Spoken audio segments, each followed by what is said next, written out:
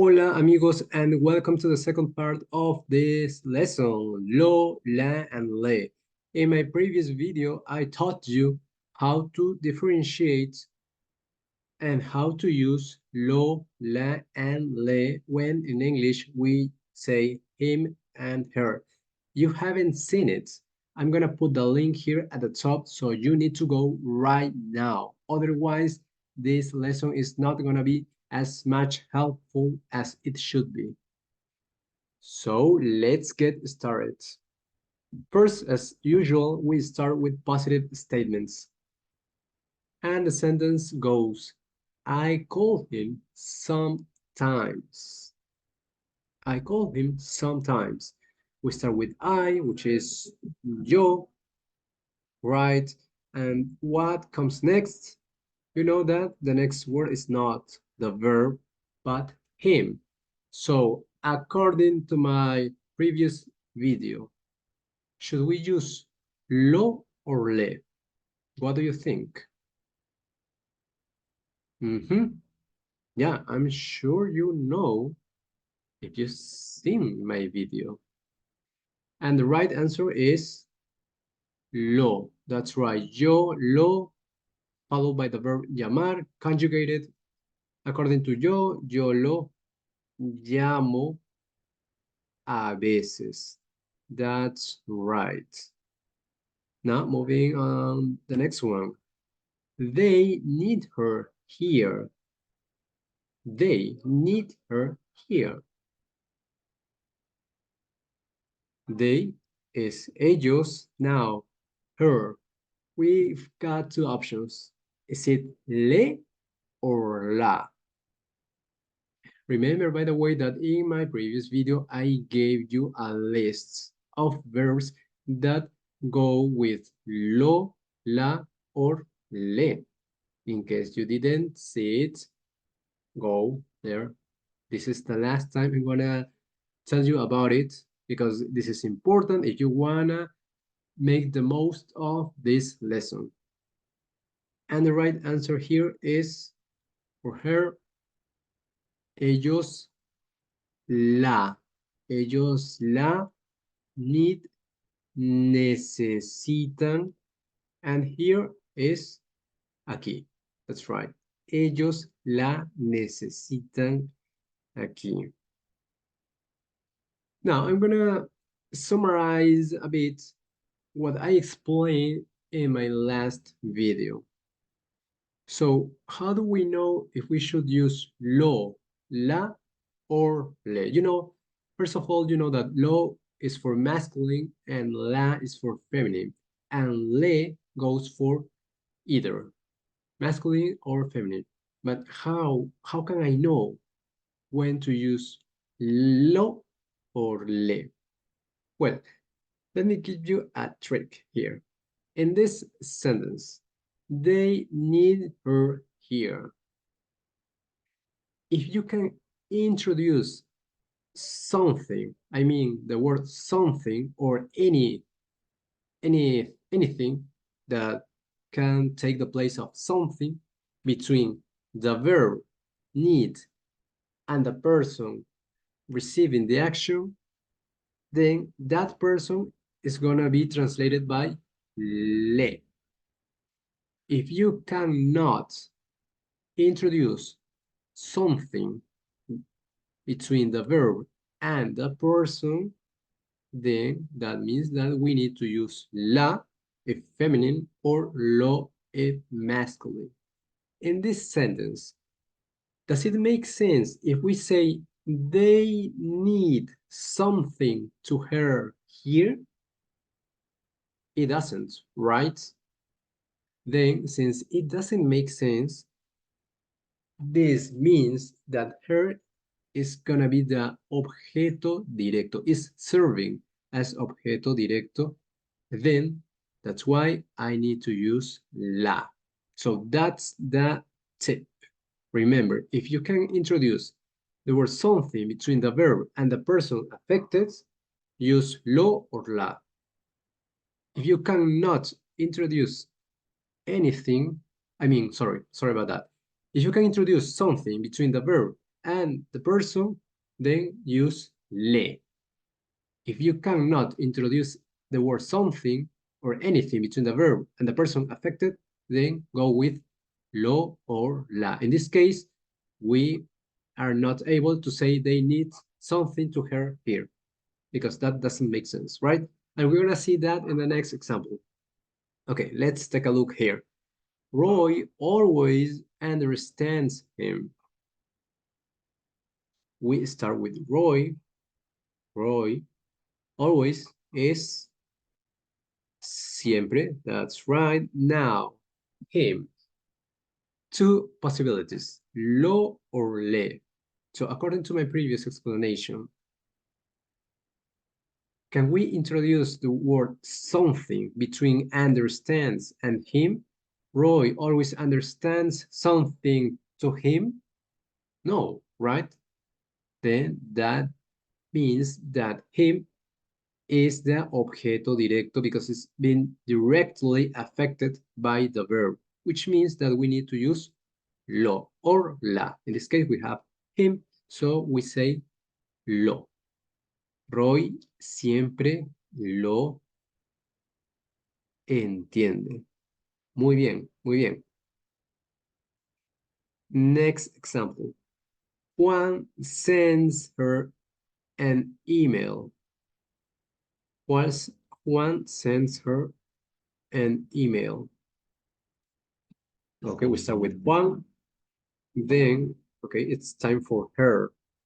So, do we say la or le? Let's try our trick. Can we say Juan sends something to her? Yeah, that makes sense, right? Because here in the sentence, you're saying an email that can replace something. Juan sends an email to her. Okay, if that makes sense, what does it mean? That her is going to be translated by le. That's right, le. Followed by the verb, of course. Juan le envía an email, un correo, because correo is masculine, so we use un correo. I hope you grasped what I mean. I'm sure you are doing it. If not, well, we have more examples to see. Now, let's move on to the negative statements. The first sentence goes, Anna doesn't text him. Anna doesn't text him. Okay, we start with Anna. Anna doesn't know him. Now, him. Is it lo or le? Can we introduce the word something between text and him? Anna doesn't text something or anything in English, because in English we need to say anything because this is a negative statement. Anna doesn't text anything to him or something. Anna doesn't text a message. Anna doesn't text, what else? A message, usually, an SMS, etc. So it's possible to put something between the verb and him. So that automatically means that him is translated by le. That's right. And the verb to text is easy. In Spanish, we just use the verb escribir. So, Ana no le escribe. No le escribe un mensaje, no le escribe un correo, etc. Very good. Next, I never see her alone. I never see her alone. Okay, we start with I, yo, never. Do you remember how to say never? That's right, nunca. Yo nunca. Her. La or le. Okay, you do the trick yourself and give me your answer. La or le?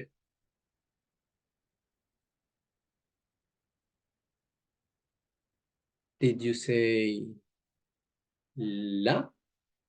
Because that's the right answer.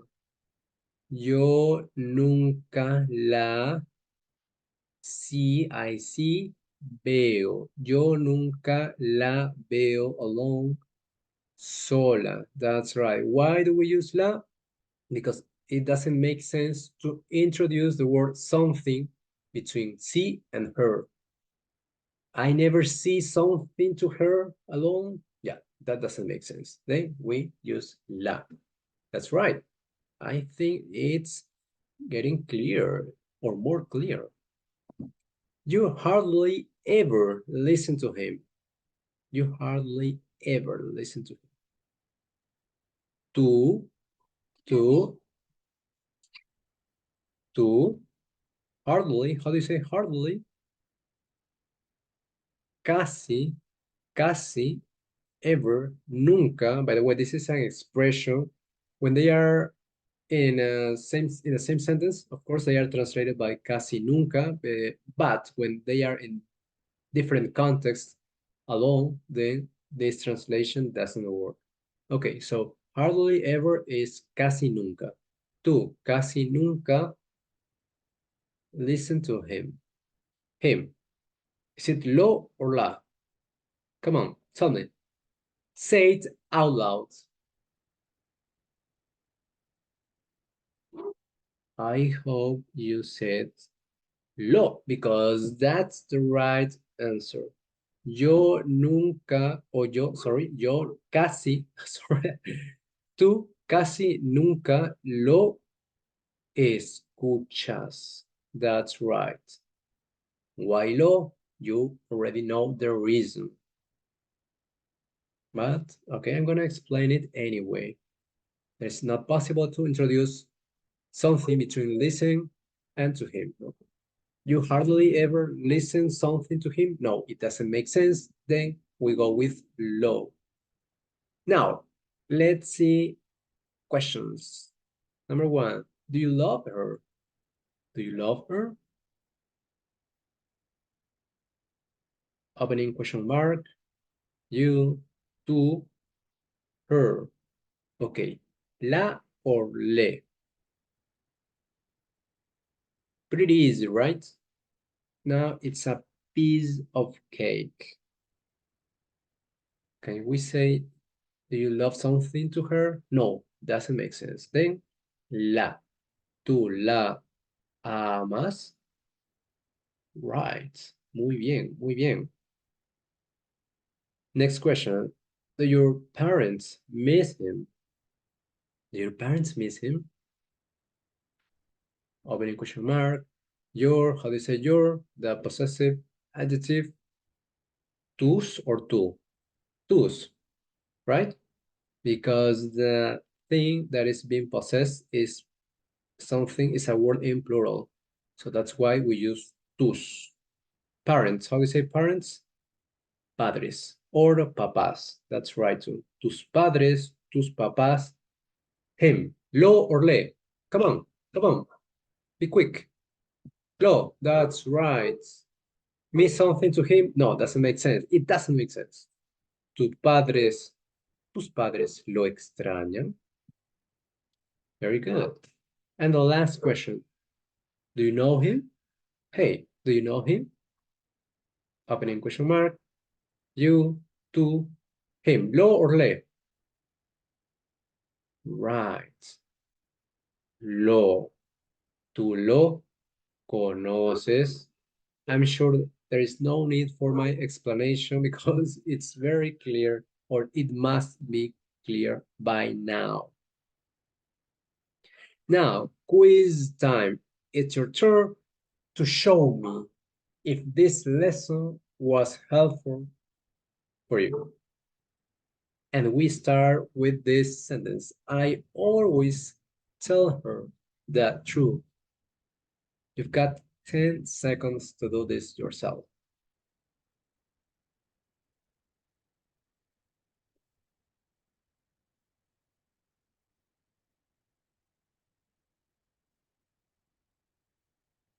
4, 3, dos, uno, time up.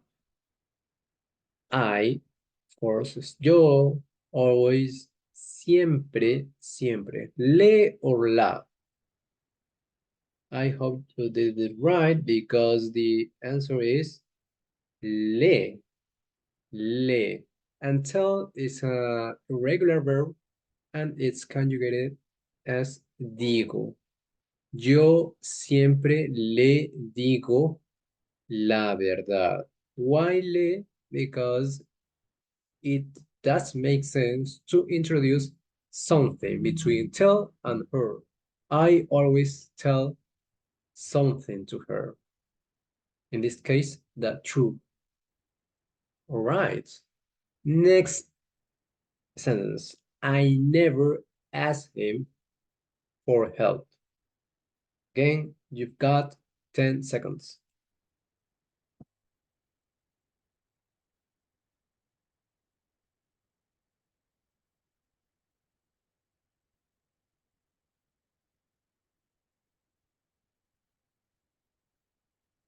4, 3, 2, 1, time up.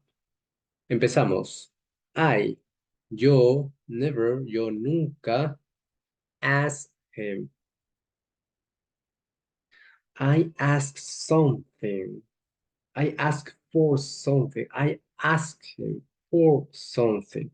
So it's possible to actually ask for something to someone, ask something to someone or ask someone for something, but it's possible in any case to introduce the word something, then that means that we need le.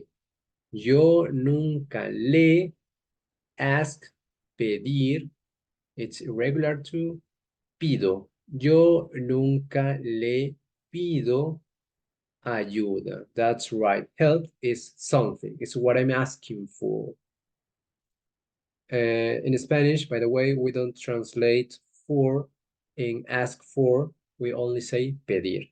Yo nunca le pido ayuda. Muy bien, muy bien. I hope you are doing this correctly. I really hope so. And the last one to finish this lesson. Do you still remember her?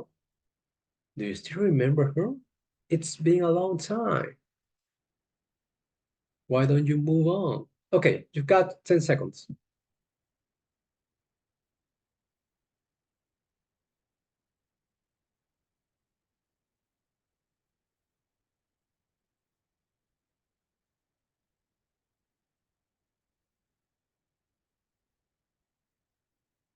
4, 3, 2, 1, 0.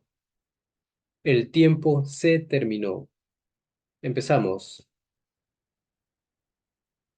Tú, tú, oh, here I forgot the accent, sorry. Tú, still, todavía, that's right. Tú todavía, la or le. I hope you said la. Tú todavía la recuerdas. ¿Tú todavía la recuerdas? I can't believe it. Exacto. Remember something to her? No, it doesn't make sense. So we use la. Right, that's it for today's lesson. I really hope that it's now very clear for you. If not, if you have any questions, please leave them in the comments below. Nos vemos en la próxima clase. Chao, chao.